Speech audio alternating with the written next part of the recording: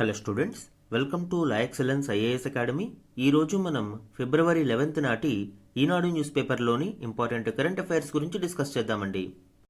Before that మనము previous క్లాస్లోని question of the day గురించి చూద్దాము. లోక్సభ స్పీకర్ తొలగింపుకు సంబంధించి ఈ క్రింది వాటిని పరిగణించండి. లాస్ట్ క్లాస్లో రిమూవల్ ప్రొసీజర్ గురించి డిస్కస్ చేయడం జరిగింది, లోక్సభ స్పీకర్ యొక్క రిమూవల్ ప్రాసెస్. ఆ కంటెక్స్ట్లో ఈ క్వశ్చన్ని ఫ్రేమ్ చేశాను. 2 స్టేట్మెంట్స్ని ఇచ్చాను అండి. కరెక్ట్ ఆప్షన్ని ఇందులో ఐడెంటిఫై చేద్దాం. స్టేట్మెంట్ 1 చూడండి. రాజ్యాంగంలోని ఆర్టికల్ 94 కింద ఆమోదించబడిన తీర్మానం ద్వారా స్పీకర్ను తొలగించవచ్చు. ఎస్, ఈ statement correct. Article 94 clause C దీని గురించి డీటెయిల్గా వివరిస్తుంది. సో స్టేట్మెంట్ 1 అనేది కరెక్ట్. సెకండ్ వన్, స్పీకర్ను తొలగించే తీర్మానాన్ని చర్చించే సమావేశానికి స్పీకర్ అధ్యక్షత వహిస్తారు. ఈ స్టేట్మెంట్ రాంగ్ అండి. ఎందుకంటే అకార్డింగ్ టు ఆర్టికల్ 96 స్పీకర్ను తొలగించే తీర్మానాన్ని చర్చించే సమావేశానికి స్పీకర్ అధ్యక్షత వహించరు. ఆయన స్థానంలో డిప్యూటీ స్పీకర్ కానీ లేదా స్పీకర్ ప్యానెల్స్ నుంచి ఎంపిక చేసిన మరొక వ్యక్తి కానీ ఈ సమావేశానికి అధ్యక్షత వహించడం జరుగుతుంది. కాబట్టి సెకండ్ స్టేట్మెంట్ అనేది రాంగ్ అవుతుంది అండి. అలానే స్పీకర్కి ఓటింగ్ రైట్స్ అనేవి కూడా ఉంటాయి. జనరల్ సిచ్యువేషన్లో ఉండే కాస్టింగ్ ఓట్ కాకుండా ఫస్ట్ ఇన్స్టాన్స్లోనే ఆయన తన ఓటు హక్కును ఇక్కడ వినియోగించుకోవచ్చు. ఒకవేళ ఈ తొలగించే తీర్మానానికి సంబంధించిన సమావేశంలో ఓటింగ్ అనేది టై అయినప్పుడు స్పీకర్కి ఇక్కడ కాస్టింగ్ ఓట్ అవకాశం అనేది ఉండదు. ఈ ఓటింగ్ రైట్స్ గురించి కూడా ఆర్టికల్ 96 ప్రస్తావిస్తుంది. సో ఆన్సర్ ఏమవుతుంది? Statement 1 correct, 2 wrong. Answer A, 1 only is the correct answer ఇక్కడ.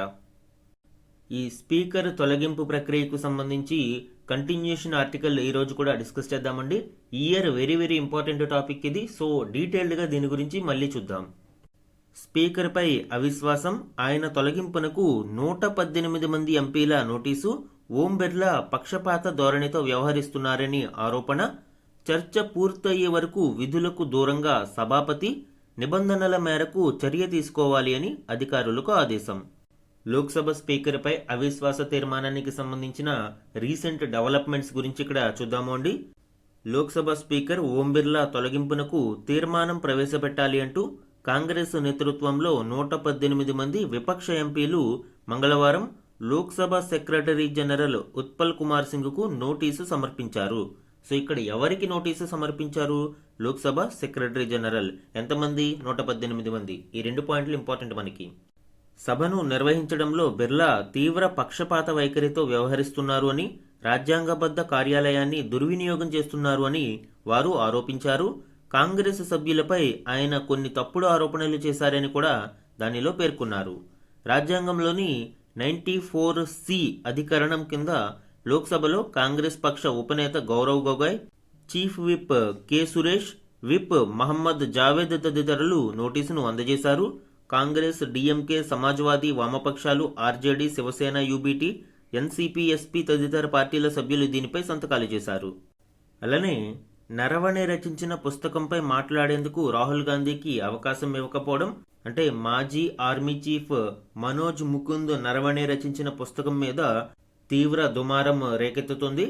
సో దీని మీద చర్చించేందుకు రాహుల్ గాంధీకి అవకాశం ఇవ్వకపోవడం, అలానే మాజీ ప్రధానులపై వ్యక్తిగత వ్యాఖ్యలు చేసిన భాజపా ఎంపీ నిశికాంత్ దుబేపై చర్యలు తీసుకోకపోవడం అండ్ 8 మంది ఎంపీలను సస్పెన్షన్లో ఉంచడం, వీటన్నిటికీ నిరసనగా స్పీకర్పై అవిశ్వాస తీర్మానాన్ని ప్రవేశపెట్టాలి అని విపక్షం తీర్మానించింది. సో ఈ నేపథ్యంలోనే స్పీకర్పై అవిశ్వాస తీర్మానానికి సంబంధించిన ప్రాసెస్ అనేది మొదలైంది. ఎగ్జామ్ కంటెక్స్ట్లో మనము ఈ స్పీకర్ రిమూవల్ ప్రాసెస్కి సంబంధించిన detailed procedure, step by step removal process గురించి చూద్దామండి. లీగల్ ఫ్రేమ్వర్క్, ఇక్కడ ఆర్టికల్ 94 మరియు article 96 of Indian constitution speaker తొలగింపు ప్రక్రియకు సంబంధించిన నిబంధనలను అందిస్తుంది. Article 94 clause C removal by resolution passed by majority of then members, అంటే ఎఫెక్టివ్ మెజారిటీ గురించి ఇది తెలియజేస్తుంది. సభలో మొత్తం సభ్యులు ఎంతమంది, టోటల్ ఎంతమంది ఉన్నారు, మరియు వేకెన్సీస్ ఎంతమంది ఉన్నారు. సో ఈ రెండింటిని తీసివేయగా వచ్చేదే ఎఫెక్టివ్ మెజారిటీకి సంబంధించిన కౌంట్ అండి. సో అక్కడ మొత్తం సభలో ఎంతమంది ఉన్నారు మరియు వేకెన్సీస్ తీసివేసి ఉన్న సభ్యుల యొక్క మెజారిటీని ఇందులో పరిగణిస్తారు. అలానే ఆర్టికల్ 96 గురించి చూస్తే speaker shall not preside while removal resolution is under consideration. Speaker తొలగింపు ప్రక్రియకు సంబంధించిన తీర్మానం సభలో చర్చలో ఉన్నప్పుడు స్పీకర్ ఆ సభకు అధ్యక్షత వహించరు. ఆర్టికల్ 96 దీని గురించి తెలియజేస్తుంది. జనరల్గా ఆ సందర్భంలో డిప్యూటీ స్పీకర్ గాని లేదా స్పీకర్ ప్యానెల్స్ నుంచి ఎంపిక చేసిన సభ్యులు గాని సభకు అధ్యక్షత వహిస్తారు. అలానే లోక్సభ రూల్ 200 కూడా దీని గురించి తెలియజేస్తుంది అండి. Governance procedural details of the removal motion. Step by step removal process గురించి చూస్తే written notice 1 or more members submit notice to secretary general of Lok Sabha intention to move a resolution. Lok Sabha speaker మీద అవిశ్వాస తీర్మానాన్ని ప్రవేశపెట్టాలనే ఉద్దేశంతో ఒక రిటెన్ నోటీస్ రాతపూర్వక నోటీసును Lok Sabha secretary జనరల్కి అందించాల్సి ఉంటుంది. Then 14 days notice period. Mandatory wait of at least 14 days before resolution can be moved. So ఇక్కడ నోటీస్ పీరియడ్ అనేది 14 రోజులుగా ఉంటుంది. Then leave of the house. Leave అంటే ఇక్కడ permission. Members seek permission must be supported by at least 50 members standing. So ఈ తీర్మానాన్ని సభలో ప్రవేశపెట్టడానికి సభలో చర్చకు రావడం కోసం పర్మిషన్ కొరకు అట్లీస్ట్ 50 members సపోర్ట్ అనేది ఉండాలి. వన్స్ ఈ తీర్మానం సభలో చర్చకు వచ్చినట్లయితే speaker steps aside. Speaker cannot preside during consideration. Deputy speaker or panel member presides. Already దీని గురించి చెప్పుకోవడం జరిగింది. Speaker's rights and voting rights. Right to speak and take part అంటే స్పీకర్ ఆ సభలో చర్చించడానికి మాట్లాడడానికి అవకాశం ఉంటుంది. అదేవిధంగా ఓటింగ్ ప్రక్రియలో పాల్గొనడానికి కూడా అవకాశం ఉంటుంది. Can vote in the first instance అంటే మొదటి సందర్భంలోనే అతను తన ఓటు హక్కును వినియోగించుకోవచ్చు. బట్ జనరల్ సందర్భాలలో నార్మల్ సిచ్యువేషన్స్ లో మొదటి ఇన్స్టాన్స్ లో అతను తన ఓటు హక్కును వినియోగించుకోలేడు స్పీకర్. కానీ స్పీకర్ తొలగింపు ప్రక్రియకు సంబంధించి అతను సభకు అధ్యక్షత వహించడం లేదు కాబట్టి మొదటి సందర్భంలోనే తన ఓటు హక్కును వినియోగించుకోవచ్చు. And no casting vote in case of tie. Normal సందర్భాలలో ఓటింగ్ టై అయినప్పుడు స్పీకర్ కు కాస్టింగ్ ఓట్ అధికారం ఉంటుంది. కానీ ఈ సందర్భంలో ఒకవేళ టై అయితే కాస్టింగ్ ఓట్ స్పీకర్ కి ఉండదు. అండ్ ఎఫెక్టివ్ మెజారిటీ రిక్వైర్డ్ అంటే resolution must pass by a majority of all then members excluding vacancies. అంటే ఫర్ ఎగ్జాంపుల్ సభలో 543 మంది ఉన్నారు. ఇందులో 43 వేకెన్సీస్ ఉన్నాయి. ఈ మొత్తం మెజారిటీ ఎంత రావాలి అంటే అప్పుడు 500లో 250 పైచిలుకు మెజారిటీ అనేది రావాల్సి ఉంటుంది. ఇందులో సభకి కొంతమంది రాకపోవచ్చు, లేదా అనారోగ్య కారణం ఇతర కారణాలతో గైర్హాజరు కావచ్చు. అయితే మొత్తం మెజారిటీ మాత్రం ఖచ్చితంగా 250 వచ్చి తీరాలి. సభకి వచ్చి ఓటింగ్ లో పాల్గొన్న వారి మెజారిటీ కాదు, ఇక్కడ సభ సంఖ్యాబలాన్ని బట్టి ఇక్కడ మనం చూడాలి. Immediate removal. If passed the speaker is removed from office immediately. ఒకవేళ స్పీకర్ పై ఈ అవిశ్వాస తీర్మానం అయితే పాస్ అయిందనుకోండి, ఆటోమేటిక్ గా స్పీకర్ తొలగించబడతారు. అయితే ఎంపీ పదవికి రాజీనామా చేయాల్సిన అవసరం ఉండదు. లోక్సభ స్పీకర్ పదవి నుంచి మాత్రమే తొలగించబడతారు. సో ఇది detailed step by step removal process of Lok Sabha speaker. మన నెక్స్ట్ ఆర్టికల్ చూడండి. భారత్లో స్వల్పంగా తగ్గిన అవినీతి 96 నుంచి 91వ స్థానానికి సూచీలో ఎగబాకిన దేశం. అతి తక్కువ మకిలి అంటిన దేశంగా డెన్మార్క్. ట్రాన్స్పరెన్సీ ఇంటర్నేషనల్ వెల్లడి. ఈ ఆర్టికల్ ఇటీవల ట్రాన్స్పరెన్సీ ఇంటర్నేషనల్ విడుదల చేసిన కరప్షన్ పెర్సెప్షన్ ఇండెక్స్ లోని భారతదేశం యొక్క ర్యాంక్ను మరియు ఇతర దేశాలకు సంబంధించిన సమాచారాన్ని వివరిస్తుంది. ఇందులోని ఇంపార్టెంట్ డీటెయిల్స్ ఇప్పుడు చూద్దాం. భారత్లో అవినీతి తగ్గుముఖం పట్టింది అని ట్రాన్స్పరెన్సీ ఇంటర్నేషనల్ వెల్లడించింది. ప్రపంచ అవినీతి సూచీలో 96వ స్థానంలో ఉన్న భారత్ 2025 నాటికి 91వ స్థానానికి ఎగబాకిందని పేర్కొంది. 2025 సంవత్సరానికి సంబంధించిన నివేదికను మంగళవారం ఆ సంస్థ వెలువరించింది. ఈ సూచీలో 0 పాయింట్లు సాధించిన దేశం పూర్తి అవినీతిమయమని, 100 పాయింట్లు సాధించిన దేశంలో అవినీతి లేనేలేదు అని అర్థం. ఇక్కడ డెన్మార్క్ మొదటి స్థానంలో నిలిచింది. డెన్మార్క్ 100కు 89 పాయింట్లు పొంది అతి తక్కువ అవినీతి కలిగిన దేశంగా అగ్రభాగాన ఉంది. తదుపరి 2 స్థానాలు ఫిన్లాండ్, సింగపూర్లకు దక్కాయి. అంతకుముందు సంవత్సరము ఈ 3 దేశాలే అగ్రభాగాన నిలిచాయి. అవినీతి నిర్మూలన విషయంలో భారత్ 39 పాయింట్లు సాధించగలిగింది. పాకిస్తాన్, ఇరాక్లు చెరి 28 పాయింట్లు పొందాయి అని ట్రాన్స్పరెన్సీ ఇంటర్నేషనల్ తెలిపింది. దక్షిణ సూడాన్, సొమాలియా దేశాలు ఈ సూచీలో చెరో 9 పాయింట్లతో అట్టడుగున నిలిచాయి. ఇక అమెరికా విషయంలో ట్రంప్ అధికారం చేపట్టిన తర్వాత ఏడాది కాలంలో అమెరికాలో అవినీతి పెరిగింది అని నివేదిక వెల్లడించింది. అంతకు ముందు సంవత్సరంతో పోలిస్తే 2025లో 1 పాయింట్ తక్కువ పొంది అవినీతి సూచీలో ఆ దేశం 29వ స్థానంలో నిలిచింది. సో ఈ విధంగా భారతదేశం ఈ సిపిఐ ఇండెక్స్లో 91వ స్థానంలో ఉంది. ఎగ్జామ్ పాయింట్ ఆఫ్ వ్యూలో ఈ ర్యాంకింగ్ ఇంపార్టెంట్ అండి. సో దీనికి సంబంధించిన మరిన్ని డీటెయిల్స్ చూద్దాము. Corruption perceptions index CPI India's 2025 performance గ్లోబల్గా 91వ స్థానంలో ఉంది. Out of 182 countries CPI score 100కి 39 స్కోర్ను సాధించింది. 0 అంటే హై కరప్షన్, 100 అంటే very clean. Trend improvement from 2024 rank 96 నుంచి 91కి చేరుకుంది అండ్ స్కోర్ 38 నుంచి 39కి చేరుకుంది. సో ఇంప్రూవ్మెంట్ అనేది మనకి కనిపిస్తుంది. ఇక రీజనల్ కంపారిజన్ ఏషియా పసిఫిక్ వరకు మనం చూస్తే భూటాన్ వెరీ క్లీన్ దేశంగా 18వ ర్యాంకులో ఉంది. చైనా 76వ ర్యాంకులో, ఇండియా 91వ ర్యాంకుతో, పాకిస్తాన్ 136వ ర్యాంకుతో, బంగ్లాదేశ్ 150వ ర్యాంకుతో హైలీ కరప్టెడ్ లిస్ట్లో ఉంది. సో ఈ విధంగా ఏషియా పసిఫిక్ మన నైబర్స్తో కంపేర్ చేసినప్పుడు మనము బిలో గ్లోబల్ యావరేజ్ కలిగి ఉన్నాం. కీ ఛాలెంజెస్ అండ్ అబ్జర్వేషన్స్ని మనం చూసినప్పుడు స్ట్రక్చరల్ కరప్షన్, భారతదేశంలో ఈ స్ట్రక్చరల్ కరప్షన్ అనేది ఇంకా అలానే కొనసాగుతోంది. Remains a governance, accountability and transparency issue. అలానే dangerous for journalists, India remains a country risky for reporting on corruption. అవినీతి మీద ఎవరైనా జర్నలిస్ట్ వార్తలు ప్రచురితం చేసినప్పుడు వారు చాలా తీవ్రమైన వేధింపులకు గురి అవుతూ ఉన్నారు. కొన్ని సందర్భాలలో హత్యలు కూడా మనం చూస్తూ ఉన్నాం. సో ఇవి కీ ఛాలెంజెస్ అండ్ అబ్జర్వేషన్స్. అలానే హిస్టారికల్ కంటెక్స్ట్ స్కోర్ ట్రెండ్ని మనం చూస్తే లాస్ట్ 1 డెకేడ్గా 2015లో 38 స్కోర్ ఉండగా 2019లో పీక్ మనము 41కి చేరుకున్నాము. అండ్ దెన్ 40, 39 అలాగా చేరుకుంటూ 2025 నాటికి ఇప్పుడు ప్రస్తుతం 39వ స్కోర్ను సాధించాము. Score has largely stagnated or fluctuated slightly around the 38 to 41 range. So భారతదేశం మనము గత 10 సంవత్సరాలుగా అబ్జర్వ్ చేస్తే స్కోర్ అనేది 38 నుంచి 41 మధ్యలోనే ఇక్కడ ఫ్లక్చువేట్ అవుతూ ఉంది. సో ఇది ట్రాన్స్పరెన్సీ ఇంటర్నేషనల్ రీసెంట్గా విడుదల చేసిన కరప్షన్ పర్సెప్షన్స్ ఇండెక్స్ 2025కు సంబంధించిన ఇంపార్టెంట్ డీటెయిల్స్. మన నెక్స్ట్ ఆర్టికల్ చూడండి, రుణ వసతుల విస్తరణే మార్గం. ఈ ఆర్టికల్ ఇండియన్ ఎంఎస్ఎంఈ సెక్టార్కి సంబంధించి అలానే భారత ఆర్థిక వ్యవస్థలో ఎంఎస్ఎంఈల యొక్క కీలక పాత్ర అండ్ ప్రస్తుతం ఎంఎస్ఎంఈ సెక్టార్ ఎదుర్కొంటున్న ప్రధాన సమస్యల గురించి వివరించడంతో పాటు యూనియన్ బడ్జెట్ 26-27లో ఎంఎస్ఎంఈలకు కేటాయింపుల గురించి కూడా ఇక్కడ డిస్కస్ చేయడం జరిగింది. ఇందులోని ఇంపార్టెంట్ పాయింట్స్ ఇప్పుడు చూద్దాం.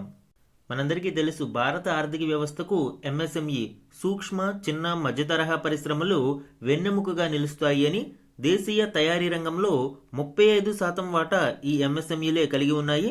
దాదాపు 48% ఎగుమతులకు ఎంఎస్ఎంఈలే ఆధారం. ఇక వ్యవసాయ రంగం తర్వాత దేశంలో అత్యధికంగా ఎంప్లాయ్మెంట్ కల్పిస్తున్నవి ఈ ఎంఎస్ఎంఈలే. సుమారు 7.47 కోట్ల ఎంఎస్ఎంఈలు 33 కోట్ల మందికి జీవనాధారాలుగా నిలుస్తున్నాయి. సప్లై చైన్స్ స్ట్రెంథెన్ చేయడంలో గ్రాస్ రూట్ లెవెల్లో కీలక పాత్ర పోషిస్తూ సమ్మిళిత ప్రగతికి అంటే ఇంక్లూజివ్ గ్రోత్కి ఎంఎస్ఎంఈలు ఎంతో దోహదపడుతూ ఉన్నాయి. సో ఇలాంటి ఎంఎస్ఎంఈల అభివృద్ధికి కేంద్రం ముద్రా యోజన, పిఎం ఉద్యోగ కల్పన కార్యక్రమం, పిఎంఈ జీపీ అని పిలుస్తాం మనము, అలానే క్రెడిట్ గ్యారంటీ స్కీమ్ వంటి ఎన్నో పథకాలను తీసుకురావడం జరిగింది. అలానే ఎంఎస్ఎంఈలకు అధిక ప్రాధాన్యతనిస్తూ ఇటీవలి బడ్జెట్లో వాటికి కేటాయింపులను మరియు పథకాలను తీసుకురావడం జరిగింది. యూనియన్ బడ్జెట్ 2026-27లో ఎంఎస్ఎంఈలకు సంబంధించిన ఇన్ఫర్మేషన్ మనం చూస్తే మేజర్ ఫైనాన్షియల్ అండ్ ఈక్విటీ ఇనిషియేటివ్స్ని చూడవచ్చు. First one, SME growth fund small medium enterprises కొరకు ఈ 10,000 కోట్ల ఫండ్ను ఏర్పాటు చేయడం జరిగింది. Equity or quasi equity for high potential MSMEs to scale into national champions. National ఛాంపియన్స్గా ఈ ఎంఎస్ఎంఈలను తీర్చిదిద్దాలనే లక్ష్యంతో వీటి బిజినెస్ని స్కేలప్ చేయడం కోసం అవసరమైన మూలధనాన్ని అందించడానికి ఈ ఈక్విటీ ఫండ్ని ఏర్పాటు చేశారు. అలానే SRI fund to top up self reliant India fund SRI fund కొరకు 2,000 కోట్ల టాప్అప్ చేయడం జరిగింది. Risk capital specially for micro enterprises. కొన్నిసార్లు మైక్రో ఎంటర్ప్రైజెస్కి క్యాపిటల్ అందించాల్సి ఉంటుంది, కానీ అవి కొంత రిస్కీ నేచర్లో ఉన్నా కూడా క్యాపిటల్ ఇవ్వడానికి ముందుకు రాని సందర్భాలలో ఈ ఎస్ఆర్ఐ ఫండ్ నుంచి వాటికి రుణాలను అందిస్తూ ఉంటారు. అయితే ఈ ఎస్ఆర్ఐ ఫండ్కి ఇప్పుడు బడ్జెట్లో 2,000 కోట్ల టాప్అప్ అనేది చేయడం జరిగింది. అలానే third one Mudra loan expansion. ఎంఎస్ఎంఈలకు అందించే ఈ ముద్రా లోన్స్ అనేవి ఇప్పుడు డబుల్ చేయడం జరిగింది.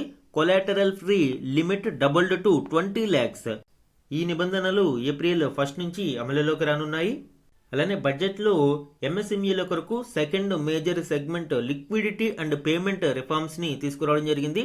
ఎక్కువగా ఈ చిన్న పరిశ్రమలు పేమెంట్ దగ్గర ఇబ్బందులు పడుతూ ఉంటాయండి. వాటికి రావాల్సిన పేమెంట్స్ డిలే అవుతూ ఉంటాయి.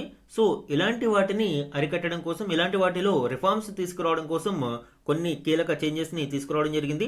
Mandatory usage central public sector entities ఏవైతే ఉన్నాయో కేంద్ర రంగ సంస్థలు, ఇవి మ్యాండేటరీగా ట్రెడ్స్ ని యూజ్ చేయాలి అండ్ టైమ్లీ డిజిటల్ సెటిల్మెంట్ ఈ ఎంఎస్ఎంఈలకు చేయాల్సిన అవసరం ఉంటుంది. Trade receivables discounting system TReDS అనేది ఆర్బీఐ రెగ్యులేటెడ్ ఎలక్ట్రానిక్ ప్లాట్ఫామ్. ఇది ప్రత్యేకంగా ఎంఎస్ఎంఈలకు ఫైనాన్సింగ్ మరియు డిస్కౌంటింగ్ కొరకు తీసుకురావడం జరిగింది. ఇప్పుడు ఈ సెంట్రల్ పబ్లిక్ సెక్టార్ ఎంటిటీస్ మ్యాండేటరీగా ట్రెడ్స్ ని యూజ్ చేయడం వలన సకాలంలో ఎంఎస్ఎంఈలకు పేమెంట్ చెల్లింపులు అనేవి జరుగుతాయి. అలానే క్రెడిట్ గ్యారంటీస్ ఇక్కడ చూడవచ్చు. New CGTMSE support for invoice discounting on TReDS.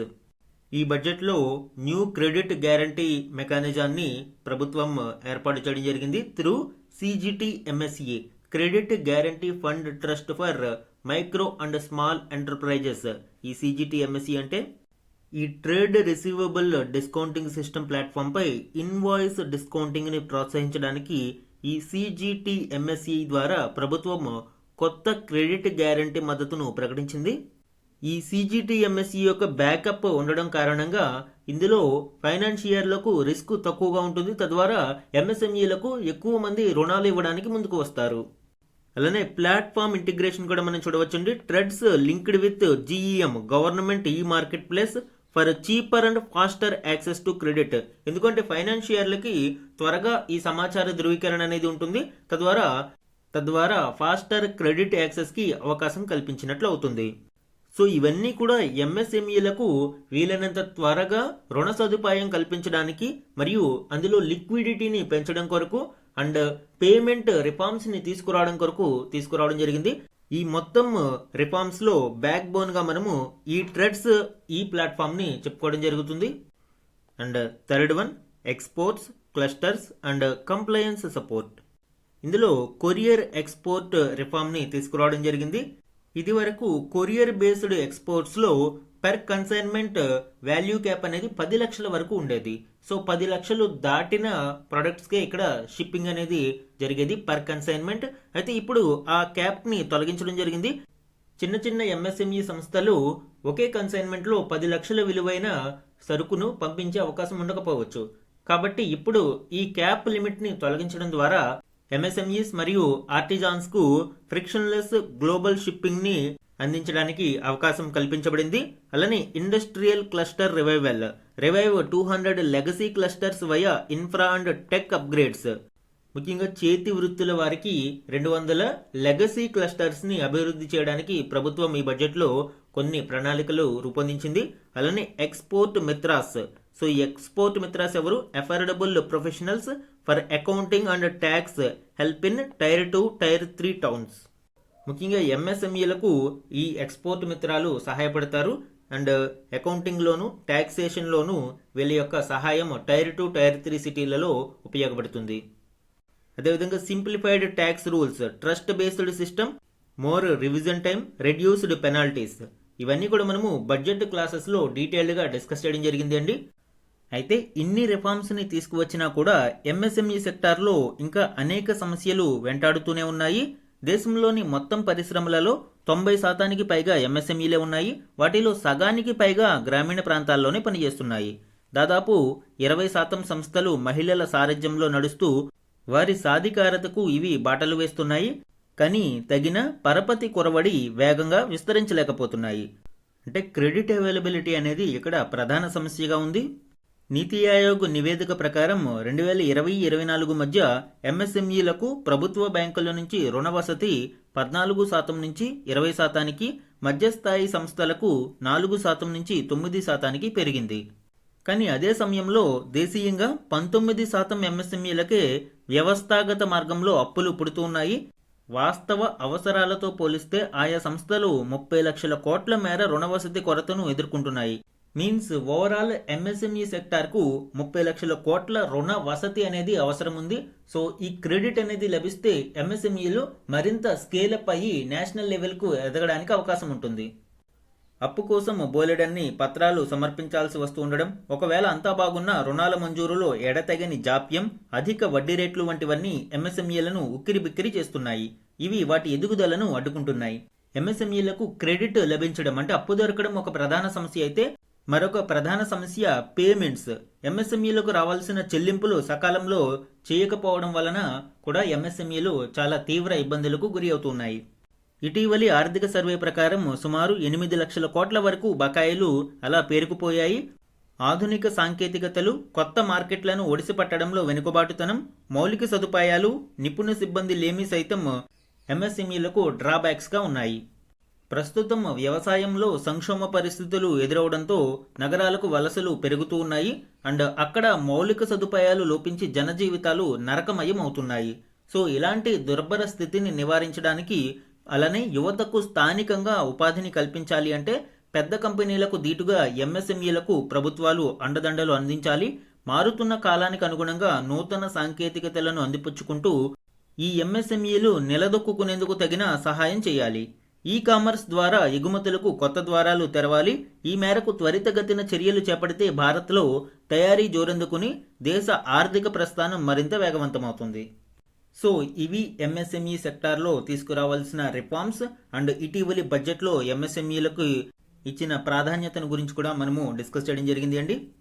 మన నెక్స్ట్ ఆర్టికల్ చూడండి. ఆ ఫోటోలు, వీడియోలను 3 గంటల్లోగా తొలగించాలి, ఏఐతో సృష్టించినట్లు తెలియపరచాలి. ఈ నెల 20 నుంచి నూతన నిబంధనల అమలు. ఈ ఆర్టికల్ ఇటీవలి ఐటీ రూల్స్ 2026 అమెండ్మెంట్కి సంబంధించిన ఇంపార్టెంట్ డీటెయిల్స్ని వివరిస్తుంది. ఇందులోని కీ పాయింట్స్ ఇప్పుడు చూద్దాం. ఏఐ టెక్నాలజీని దుర్వినియోగం చేస్తూ అభ్యంతరకర ఫోటోలు, వీడియోలు సృష్టిస్తూ ఉండడం, ప్రముఖుల ఫోటోలు, వీడియోలను డీప్ ఫేక్ సహాయంతో మార్పులు చేసి సామాజిక మాధ్యమాలలో పోస్ట్ చేస్తూ ఉండడంపై ఇటీవల ఆందోళన పెరుగుతోంది. అందుకే ఆన్లైన్ ప్లాట్ఫామ్ల్లో ఇలాంటి కంటెంట్ను కట్టడి చేసేందుకు ప్రభుత్వం నిబంధనలను కఠినతరం చేసింది. ఇందుకు గాను information technology intermediary guidelines and digital media ethics code నిబంధనలు 2021లో చేసిన సవరణలను ప్రభుత్వం నోటిఫై చేసింది. ఇవి ఫిబ్రవరి 20 నుంచి అమలులోకి రానున్నాయి. ఈ నిబంధనల ప్రకారం ఏఐతో రూపొందించి సామాజిక మాధ్యమాలకు అప్లోడ్ చేసే కంటెంట్ విషయంలో ఆ విషయాన్ని స్పష్టంగా ప్రదర్శించాలి. అంటే ఇవి ఏఐ జనరేటెడ్ అని చెప్పాల్సి ఉంటుంది. ఏఐ సహాయంతో సృష్టించిన ఫోటోలు, వీడియోలు, సమాచారం, డీప్ ఫేక్ కంటెంట్పై కోర్టులు లేదా సంబంధిత అధికారులు అభ్యంతరాలు లేవనెత్తితే 3 గంటలలోగా వాటిని తొలగించాల్సి ఉంటుంది. పాక్షిక లేదా పూర్తి నగ్న ఫోటోలు, వీడియోలు లేదా శృంగార సంబంధిత కంటెంట్ విషయంలో 2 గంటల్లోపే స్పందించి వాటిని తొలగించాల్సి ఉంటుంది. సో ఈ విధంగా నిబంధనలను కఠినతరం చేయడం మనం చూడవచ్చు. సో ఇక్కడ మరికొన్ని డీటెయిల్స్ చూద్దామండి. Synthetic media regulation. ఈ సింథటిక్ జనరేటెడ్ ఇన్ఫర్మేషన్ అంటే ఏంటంటే including deep fakes now explicitly brought under standard unlawful content framework.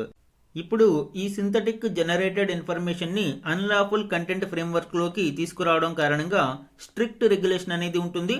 అలానే మ్యాండేటరీ లేబులింగ్ ఆల్రెడీ చెప్పుకున్నాం మనము. Intermediaries must prominently label AI generated content. Audio content అయితే డిస్క్లోజర్ ప్రిఫిక్స్డ్, అంటే this is AI generated audio అని ముందుగానే తెలియపరచాలి. Visual అయితే easily noticeable labels ని ఈ విధంగా ఏఐ జనరేటెడ్ అని ఇమ్మర్స్ చేయాల్సి ఉంటుంది. డ్రాస్టిక్ టేక్ డౌన్ స్పీడ్, అంటే ప్రొహిబిటెడ్ కంటెంట్ అయితే 36 గంటలు ఇదివరకు సమయం ఉండేది, కానీ ఇప్పుడు 3 గంటల్లో తొలగించాల్సి ఉంటుంది. అర్జెంట్ గ్రీవెన్సెస్ అయితే ఇదివరకు 24 గంటల సమయం ఉండేది, ఇప్పుడు 2 గంటల లోపు తొలగించాలి. అలానే ఈ ఇంటర్మీడియరీస్ ఏవైతే ఉన్నాయో ఇవి మెటా డేటాను ఇక్కడ స్టోర్ చేయాల్సి ఉంటుంది. తద్వారా సోర్స్ కంటెంట్ అంటే ఈ ఏఐ జనరేషన్ ఎక్కడి నుంచి వచ్చింది అనేది ట్రేస్ చేయడానికి అవకాశం ఉంటుంది. దీనినే మనము ప్రొవెనాన్స్ ట్రాకింగ్ అని పిలుస్తాం. సో ఇవన్నీ కూడా ఈ నూతన నిబంధనలలో చేర్చడం జరిగింది. తద్వారా ఏఐని దుర్వినియోగం చేస్తూ క్రియేట్ చేసే కంటెంట్ని అడ్డుకోవడంలో ఇవి ఉపయోగపడతాయి. మన నెక్స్ట్ ఆర్టికల్ చూడండి, వృద్ధి అంతంతే. ఈ ఆర్టికల్ భారతదేశంలోని వ్యవసాయ రంగం యొక్క లో గ్రోత్ ప్రొజెక్షన్స్ని వివరిస్తూ ఉంది. అండ్ 2015 నుంచి 25 మధ్య కాలంలో వ్యవసాయం మరియు అలైడ్ సెక్టార్స్ యొక్క గ్రోత్ రేటు యావరేజ్గా 4.45% నమోదు చేసింది అని ప్రభుత్వ వర్గాలు చెబుతూ ఉన్నాయి. కానీ ఇందులో ఓన్లీ వ్యవసాయ రంగం తీసుకుంటే దాని యొక్క వాటా తక్కువగానే ఉంది. పాడి మరియు మత్స్య రంగాలు వరుసగా 7.1, 8.8% చొప్పున వృద్ధి రేటును కనబరుస్తూ ఉంటే వ్యవసాయ రంగంలో మాత్రం 3.5% వృద్ధికే ఇది పరిమితమవుతుంది. లాస్ట్ ఫ్యూ ఇయర్స్లో వ్యవసాయ మరియు అనుబంధ రంగాల యొక్క వృద్ధి రేటు ఎంత శాతం నమోదైంది అనేది ఇటీవలి ఆర్థిక సర్వే గణాంకాలు వివరిస్తున్నాయి. అందులోని ఇంపార్టెంట్ డీటెయిల్స్ చూడండి. 2017-18లో 6.6% వృద్ధి నమోదవగా 2018-19లో 2.1, 19-20లో 6.2, 20-21లో 4%, 21-22లో 4.6%, 22-23లో 6.3%, 23-24లో 2.7% అండ్ లేటెస్ట్గా 24-25లో 4.6% వృద్ధి అనేది మనము చూడవచ్చు. ఇందులో కూడా అలైడ్ సెక్టార్స్ అయిన పాడి పరిశ్రమ అంటే యానిమల్ హస్బెండరీ మరియు మత్స్య పరిశ్రమ యొక్క వాటా ఎక్కువగా ఉంటుంది అండి. అలైడ్ సెక్టార్స్ వాటాని తీసివేస్తే వ్యవసాయ రంగం యొక్క వృద్ధి అనేది చాలా చాలా తక్కువగా నమోదవుతుంది. ఈ గణాంకాలన్నీ మనకి ఇండియన్ ఎకానమీలో ఇంపార్టెంట్ అండి. ఈరోజు ఈనాడు న్యూస్ పేపర్లోని ఇంపార్టెంట్ వన్ లైనర్ కరెంట్ అఫైర్స్ని చూద్దాము. ప్రధాని నరేంద్ర మోదీతో సీషెల్స్ అధ్యక్షుడు ప్యాట్రిక్ హెర్మినీ 2026 ఫిబ్రవరి 9న ఢిల్లీలో ద్వైపాక్షిక చర్చలు జరిపారు. ఈ సందర్భంగా హిందూ మహాసముద్ర ప్రాంతంలో వ్యూహాత్మకంగా కీలకమైన సీషెల్స్కు భారత్ $175 మిలియన్ అమెరికన్ డాలర్లు అంటే సుమారు 1500 కోట్ల ప్రత్యేక ఆర్థిక ప్యాకేజీని ప్రకటించింది. ఈ నిధులతో సీషెల్స్లో అభివృద్ధి, భద్రత, మౌలిక సదుపాయాల రంగాలలో కీలక ప్రాజెక్టులు చేపట్టనున్నారు. లాస్ట్ క్లాస్లో మనము ఇండియా సీషెల్స్ బైలాటరల్ రిలేషన్స్ గురించి డిస్కస్ చేయడం జరిగింది అండి. నెక్స్ట్ వన్, భారత వృద్ధి రేటు వచ్చే ఆర్థిక సంవత్సరంలో 6.4%గా నమోదయ్యే అవకాశం ఉంది అని మూడీస్ రేటింగ్స్ అంచనా వేసింది. తద్వారా G20 దేశాలలో అత్యంత వేగంగా వృద్ధిని నమోదు చేస్తుంది అని తెలిపింది. అంటే ప్రపంచంలో పెద్ద ఆర్థిక వ్యవస్థలలో ఎక్కువ వృద్ధిని నమోదు చేస్తున్న దేశంగా భారత్ నిలవనుంది. నెక్స్ట్ వన్, ప్రపంచంలోనే అతిపెద్ద అణు విద్యుత్ కేంద్రమైన కాషివాజాకి కారివా ప్లాంట్ను జపాన్ 2026 ఫిబ్రవరి 9న పునఃప్రారంభించింది. గతంలో సాంకేతిక లోపం కారణంగా నిలిచిపోయిన ఈ కర్మాగారం తిరిగి విద్యుత్ ఉత్పత్తికి సిద్ధమైంది. 2011లో సంభవించిన భారీ భూకంపం, సునామీ కారణంగా ఫుకుషిమా ప్లాంట్లో ప్రమాదం సంభవించింది. దీంతో దేశవ్యాప్తంగా అణు విద్యుత్ కేంద్రాలను జపాన్ ప్రభుత్వం మూసివేసింది. అయితే ఇప్పుడు నెట్ జీరో లక్ష్యాలను జపాన్ 2050 నాటికి సాధించాలి అని లక్ష్యంగా పెట్టుకుంది.